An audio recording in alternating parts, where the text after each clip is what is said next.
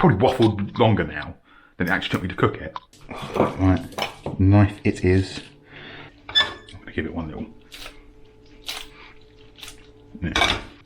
I'm just gonna try and stir the bejesus out of it and get it going that way.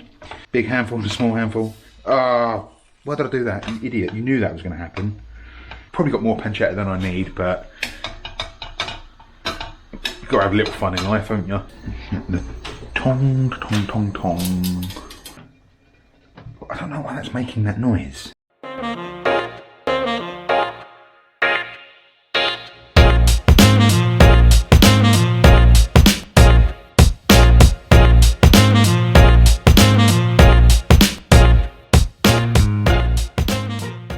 Buongiorno.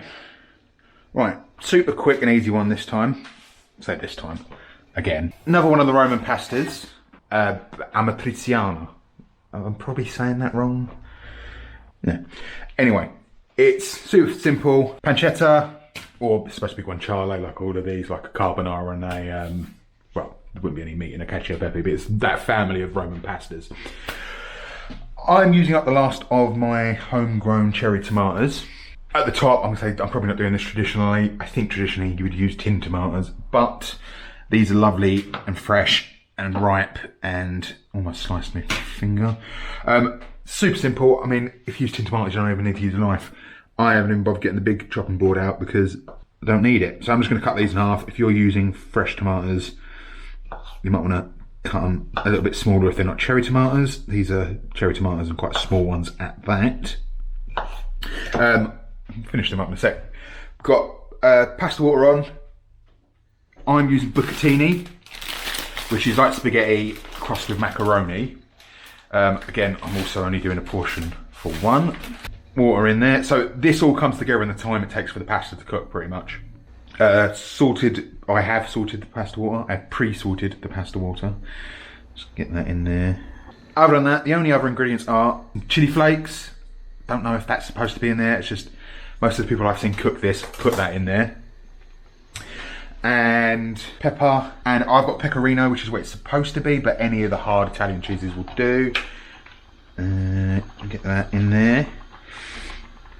So essentially all we're going to do is we're going to render the fat down out of that pancetta.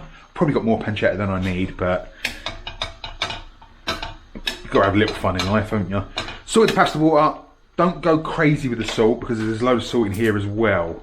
And we're going to use some of that pasta water to help emulsify the sauce at the end. Oh God, I'm going to lose them all over the floor. In there with the tomatoes as well. Don't need any salt at the moment because loads of salt in that pancetta and there's loads of salt in the pasta water that's going to come across as well. Going to go with a pinch of chili flakes. This isn't a super spicy thing, but you do want a bit of heat there. And a bit of pepper in there now. So that's going to toast off a bit as well. Later on, we're going to go in with a bit more pepper, fresh towards the end. Might need a few more tomatoes actually. But they were so ripe, they're going to get loads of juice out of them. I'm going to have to add some more tomatoes in there, I think. Luckily, I've got some more. Ooh. Don't actually know how many tomatoes I've used in total now. Probably about 10 or 12. You just want to break those tomatoes down a little bit, get their juices out. I know when I made the arrabbiata, I used a potato masher to break the tomatoes down. Don't really want to do that here because you want to mash up the bacon, pancetta, guanciale, whatever you're using. I'm just going to let that cook down. Alright, so we're just waiting for that pasta to cook. That's that. I mean, minutes. And that's probably not far off as it is as well. You want this al dente. This probably just needs a little bit longer. I can tell by the way it's still holding its shape. How much time for me to get a serving bowl ready? We are almost there. It's like my new fancy pasta bowl. Thought I'd make a bit of effort for the gram. So I'm going to come out of here with all of this. Want some of that pasta water to come on the journey with us, so don't worry about draining it all off.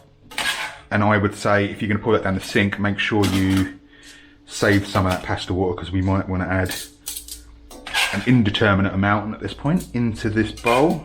And we're just going to get it all amongst it and get it. Definitely want a bit of that pasta water.